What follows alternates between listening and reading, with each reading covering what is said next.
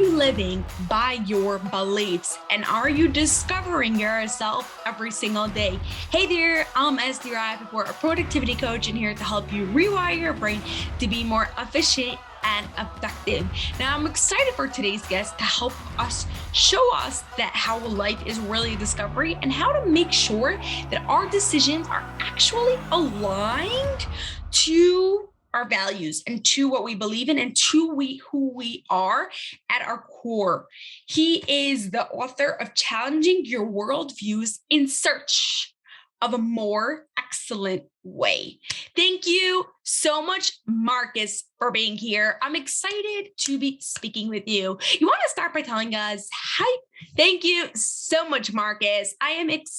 Thank you so much, Marcus. I am excited to be here speaking with you. You want to start by telling us something you did as a kid that your parents would laugh about still today? Something I did as a kid that my parents would laugh about today. I remember one time getting lost in the woods, but we did tell my dad. Both my parents have passed away, but I think that would tickle my mother that we told our dad years later. And it was something that we didn't really expect to do. And we had my bicycle with us and we kept looking for ways out. It was scary because we were young and starting to think, what if we have to raise ourselves in the woods? We were in the woods that long. And so it took a little while for us to find our way out. And then we found a good Samaritan who packed up the bicycle and us, and we found our way home. Oh, God. How old are you about then? I really don't remember the answer to that. I don't think I was a teenager yet. My guess is 7, but I really don't know. Yeah, that makes sense for that train of thought. And yeah, that makes sense. Okay. So could you tell us a little bit about your work and what you do and how you got into where you are today? So I do several different things. I'm a music producer, and one of the reasons I contacted you is about my book, because I like what you were putting on the website. So how I got to it is through ministry and listening to people. One of the things I realized is that a lot of people confided in me. This was early on in my life. I realized quite a few people confided in me about a lot of different things, a lot of very personal things, and I'm saying this at a young age. As I got older and got into ministry and understood that I was actually starting to apply advice to people, but the advice wasn't based on something that I thought about. It was more based on things that I observed in life. And as I started to grow, I had better examples of where to apply that advice and how to give people advice. And then as I started to learn about different cultures, ideas, the Bible, spirituality, religion, and then I was able to hone my craft and give better advice to people. So my background is working with people, and I work in the medical field too. But my background includes giving a lot of advice, ministry, and the medical field, and music. That is quite diverse. Yes. I like it. It's like the creative side, the medical part, the spiritual part, like everything all mixed in together. Yes. Well, a lot of people tell me that they think I do a lot. Actually, I heard somebody say I really do one thing, and that's communicate. All I'm doing is communicating. When I make music, I'm communicating with my fingers, with my creative. I'm trying to bring you to a place emotionally so you can have an emotional release, so you can have joy. When I'm giving advice, I'm doing the same thing so that you can have an emotional release so that you can be happier as a person, that you can be well adept at life and go through life in a pleasant way.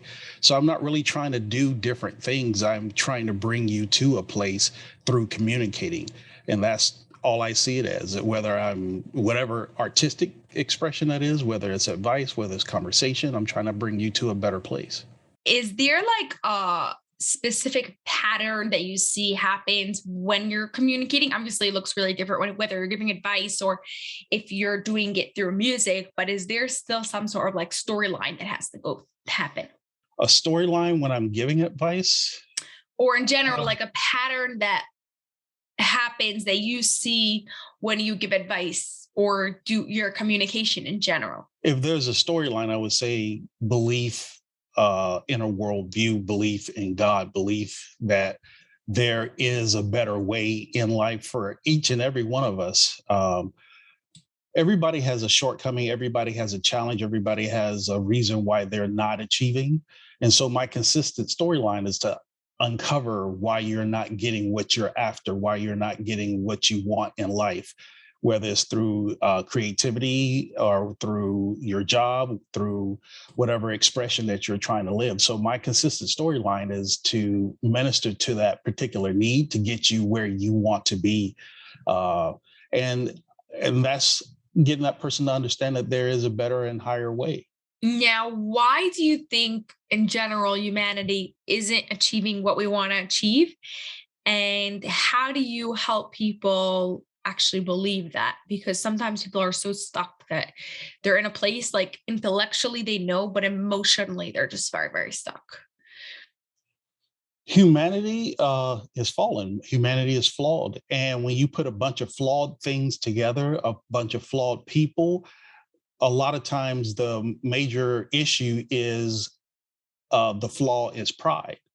And since I can't break my pride wall myself because I don't have the tools to, because I never was taught to by my parents, by my culture, by my belief systems, those things that reinforce the way I live.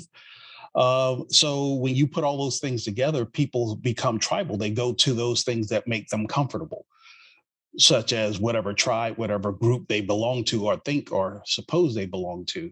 So humanity at large is having a hard time breaking that. And so they're not going to move forward in a particular belief system if they don't break out and listen to different people. That's one of the things I mentioned in my book. You should be able to defend how you think and how someone else thinks before you make a decision of how you move forward. Write down how you think and how you came to your conclusions, and then write down and how you think and listen to people with different conclusions, and then move forward. If you can't do that, everybody's not articulate, everybody's not a great writer. Just write general bullet points and defend the opposition to how you think, meaning in the way that you say, okay, I understand how they arrived at that decision. And then you can move forward with clarity. If you can't do that, then you're having a hard time moving to where you're going to be your best self and to move with clarity that you're happy about. Because that's why people go to anger when you contradict them or challenge them. They go to anger because they don't have a reason why they believe. They just say, "Oh, grandma's told me this way," or "My uncle always told me this is the way we do things in our family." So they don't have a particular reason that's based on anything. It's just this is what we do. Yeah, yeah, yeah. I like that so much. I as we know, like how everybody is stuck in their ways and they don't want to go anywhere else. They don't want to think of anything, or even like will just get super defensive if as soon as you start talking about a different perspective and a different view, when it's really we really have to, like you said, step down of that pride, step down and just see things from people's perspectives and understand things in a different way. And then when you, like you said, it's actually out there, both your point of view and their point of view, then you can make a real honest decision and choice. Do you find that people have a hard time making an honest decision and choice because they don't understand somebody else's point of view? Yes, I think that people are very much stuck, like you said, in certain ways, like because grandma told me, or because this is what they've always believed without ever asking themselves why they believe this.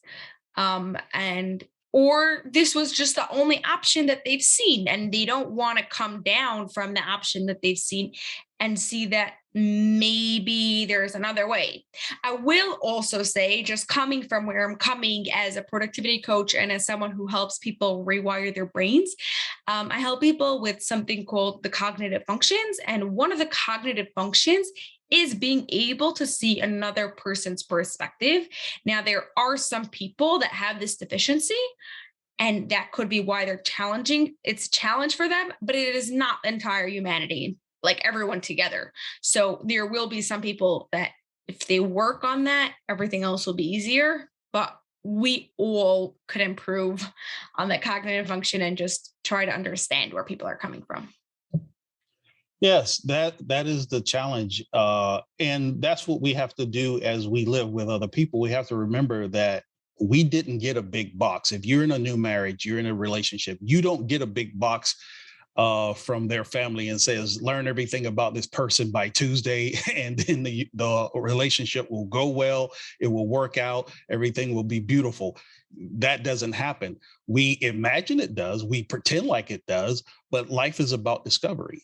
And so, if my cognitive function in my relationship is much slower than yours in a particular thing, then I'm not going to work as well as you would in that particular thing. And for instance, one person, they can clean the house Saturday morning and they're invigorated and is like exercising. They're alive and they're invigorated for the day. The other person is mentally fatigued with that repetitive motion of cleaning the house and sweeping the floor. That was too much for them. So they're mentally tired. They're ready to go back to bed. Those two people are going to have a discussion or argument about how come we're not on the You're being same so page. kind. Yeah. Yeah. So they're like, well, how come you're not ready to go? We clean the house, everything's beautiful. We should be out. No, the other person needs to take a breath because that was not the same way that they were raised or their mental capacity, whichever issue is holding them back. And until they realize that, both people, until they realize we're not on the same page in this, it's going to be a challenge. And I just use that as one example, but that, could go to many different things in life. That could be about how you think about work. That could be think about how you take care of your kids, all of those things. 100%. What made you come to this, not just come to this conclusion, but become so passionate about it that you actually wrote a book about it? Well, as I said, a lot of people come to me and they confide in me about a lot of different things. One of the consistent things that I wrote in the preface of the book is I say, what do you use to solve big or large or complex decisions or small decisions? Is there a consistent way that, or something consistent that you go to? Is it just mom's advice or dad's advice? Is it, suppose mom's advice and dad's advice doesn't take you in this area? If you're a new, suppose your whole family was a family of police officers, but you decided to become a nurse. Nobody, the advice that you're getting is not consistent for this new particular situation. They can tell you about job advice, but this particular issue, maybe they don't have good advice for you. Or suppose you don't really have family members or friends who are nurses. So this is a new thing to you. So how do I navigate my way through this? How I decided to write the book is to get people to think about how they make decisions and consistently focus on what is their go-to for advice. Is there a go-to for advice that's timeless? If there is, what is that? And that formulates your worldview, and it should be constantly being refined. And so that's how I decided to write a book: is question yourself consistently enough that you're more sure of who you are as you go through the life's journey. If you're not becoming more and more sure, you're becoming less and less sure because you don't know, or you don't question yourself, or you're afraid to question yourself. Then you have to, as you say, rewire your thought process to figure out, how do I become more sure? Is there anybody who is actually sure of what they should do consistently enough? Not perfectly sure, because that's different. Not being perfectly sure about everything in your life. That's hard to do, and no one's perfect.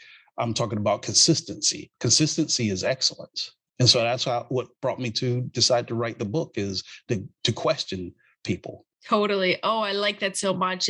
I like what you said about the fact that you become more clear about yourself. It's almost like you're discovering and you're finding more and more layers of yourself, right? Like one layers of an onion, one at a time. And Yes. you're living at your true self, not somebody else's self, or not bits and pieces of a million people's selves, because you're not following anyone specifically.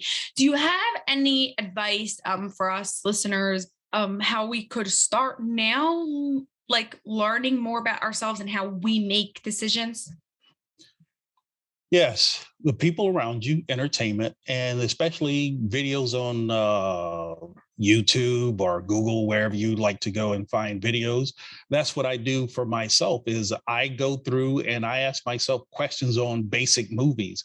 Like, there was a movie years ago called oh, I can't think of the name of it right now, but the basic question of the movie is, would you let your wife sleep with a millionaire because you all needed money? Ask your girlfriend that, ask your wife that, and your wife should ask you that. What is the question of that?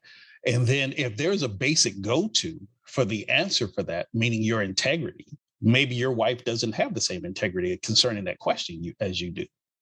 And maybe the husband doesn't. And that is a problem and certainly needs to be resolved, because you're thinking about the money is so important to us right now because of whatever reason. But if you have a block, or I can't count on your reasons as to why you would never ever consider that, then that's a problem for us. Totally, totally. So I actually, interesting that you're bringing this up, because originally when I started the podcast, I was like, okay, I am bringing on all different types of guests from all different backgrounds. Everyone had their own challenges, life experience, all of it. And then everyone gave their own advice, and for everybody to go and pick what they think works best for them. Now, as this was happening more and more, I noticed that a lot of the advice I actually completely disagreed with. Not just like, oh, this doesn't work for me, but I felt like I was blaring advice about things that I just don't believe in and I don't think is beneficial for anyone. And I was like, okay, we have to change this. And I slowly did like a little bit more shifting out and who I have on guest, and like not taking all the recordings and things like that. But it comes so much to a point that we are actually doing a complete revamp in the podcast, because I really think it's super important that the people around you, the videos, podcasts, entertainments, all of that you do, not only trigger things for you, but they also influence your values, and they influence the way you're making decisions without you actually even realizing it. That, like you said, we're not going back to your living your best self, but you're living just random other people's. So that's really a really good a really good way to go and look at what is right now in your life, and is that what you believe in, and is that aligned with you at your core? Yeah, that is the core. What I discovered is, if you're searching for truth, you have to be able to define truth. If you can't define truth, then you don't have a springboard to work from. So certain things have to be basic in order for you to solve life's problems or have a good life or interact with other people, because there is nothing that you're going to understand in life: eating, having a child, raising a child, your parents, working, cleaning your house, buying a car. Everything is about a relationship. So if everything you do is about a relationship, you have a relationship to that jacket or top you're wearing. You have a relationship to your hair, to take care of your hair, how you wash it, how you manage it, how you put it up. Everything in your life is about a relationship. If you don't have a basic program about how you're going to take care of your life in your relationships, big and small, minuscule to the most complex, if you don't have a basic wiring of how you're going to do that, a go-to, then you're going to make missteps. Now, that is part of life's discovery. So it's not really telling anybody that they're making missteps. That's part of life's discovery. I discovered that hair is not for me as I got older, so I got rid of my hair. That's part of life's discovery. That's a relationship to, okay, what am I going to do about this particular thing? Men have pattern baldness. So what am I going to do about it? That's what we have to discover in life, is this relationship has to have activity, and how am I going to handle it? So as we move forward in all those relationships, we have to have a basic idea. That basic idea that I find that is consistent is spirituality, which is belief in God. Because if we don't question our beliefs, we will never get to that foundational truth that we can move forward on which earrings do I pick today or whatever. Because the more you pick out earrings, are those earrings showing that you don't have a basic place? Because your earring can say a word that doesn't really go in line with what you basically believe. And when people see you and you say on Monday, this is what I believe, this is who I am, this is what I think, and on Tuesday you wear an earring that says a word that doesn't go in line with that, you're confusing people. So you have to find a Using place of, yourself. Say it again. You're confusing yourself because you say, well, I want to be free. I want to express myself. Well, that's part of the relationship. Part of the relationship is your basic wiring, the basics of who you are.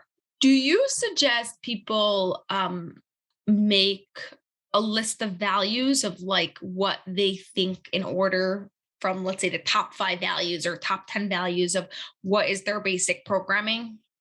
Yes, I do.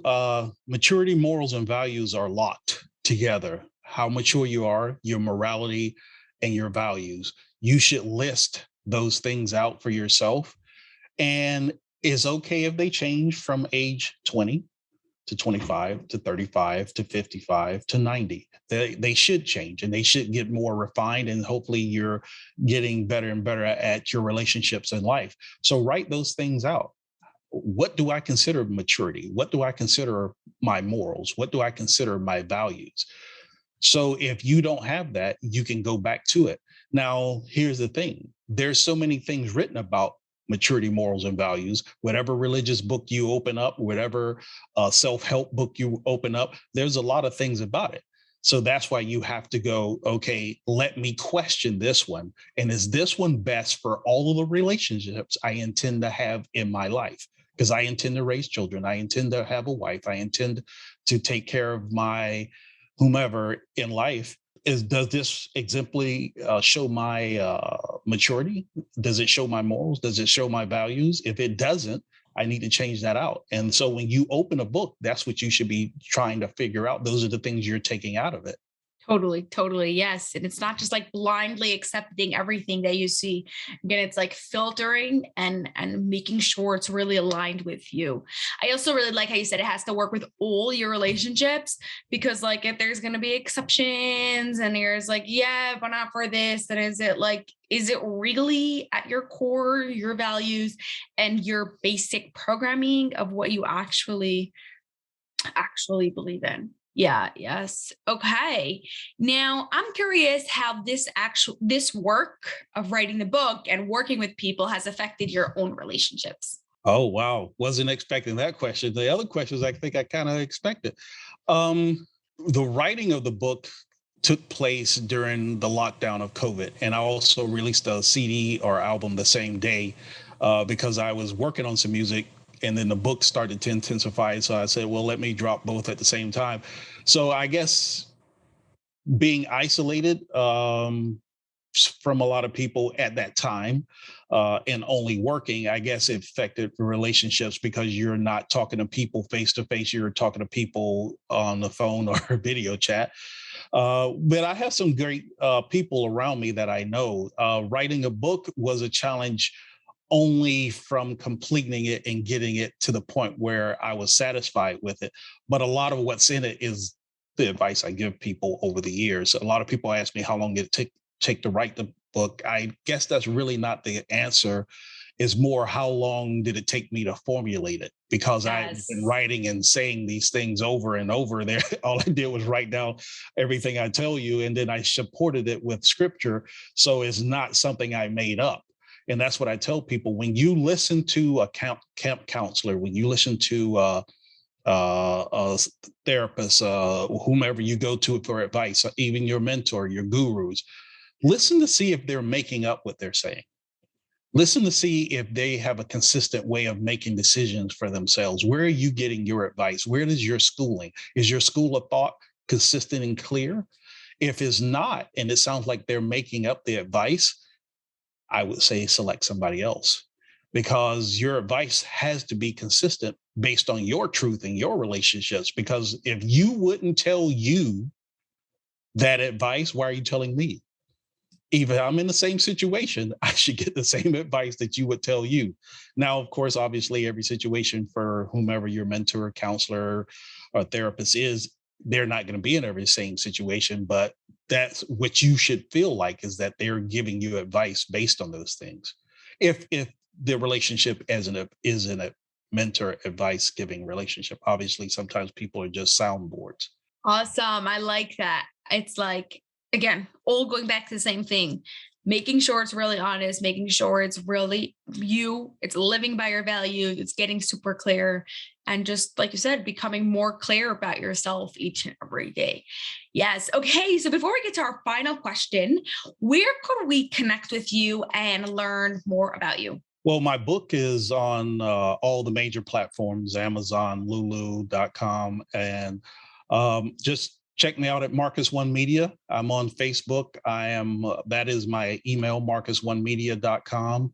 So if you want to look at me on, not too much on TikTok, but on Instagram, I'm on there too. Just Marcus One Media. Awesome. Amazing. Okay. Final question. How would you describe an extraordinary relationship without using love, trust, or connection? Well, I want to say congratulations before we get off on your 300th episode. I've watched several, and Oh, I thank really, you. really Well, like this is the by the time content. this goes out, we're going to be close to 350 already. Oh, wow. That's great. So I just watched that one, and I pretty pleased with your work, and congratulations on keep going with it. How I would answer that is, I would say the first part, you say don't use the word love, but the first word in the definition of love in the Bible is patient. If you're not going to be patient with your child, if you're not going to be patient with your spouse, if you're not going to be patient with the people you work with, then you don't have a community of love. And if you're not going to work with people realizing that they have flaws, then things are not going to be what I would say my second word is harmony. Harmonious living means that the community works well together. Whenever you break up the harmony because of your pride, because of what you want to be true or what you're going to force on other people, whether it's in a personal relationship, whether it's the community, whether it's, I'm going to take my dog out in the middle of the street and not put a leash on him and let him play around the kids, you're disrupting harmony, and that's not okay. So any extraordinary relationship has to be patient and harmonious, and you have to work in putting those things together. Ooh, I like that so much. A perfect bow to everything that you've just said. Well, thank you so much, Marcus. This was fun, and I Thank you. really appreciate you being here and talking with us today. Thank you. You have a great time and enjoy. Happy podcasting to you. Thank you. That's all for this episode of the Life Picks University podcast, but I have a huge favor to ask of you that will not only support the show, but will also help the people you love most. We are striving for 1 million downloads by the end of 2025, and we can't do this without your help. If you love this episode, please share it with 2 of your family and friends so they too can rewire their brains to have an extraordinary marriage. It was awesome spending time with you, and I'll see you on the next episode.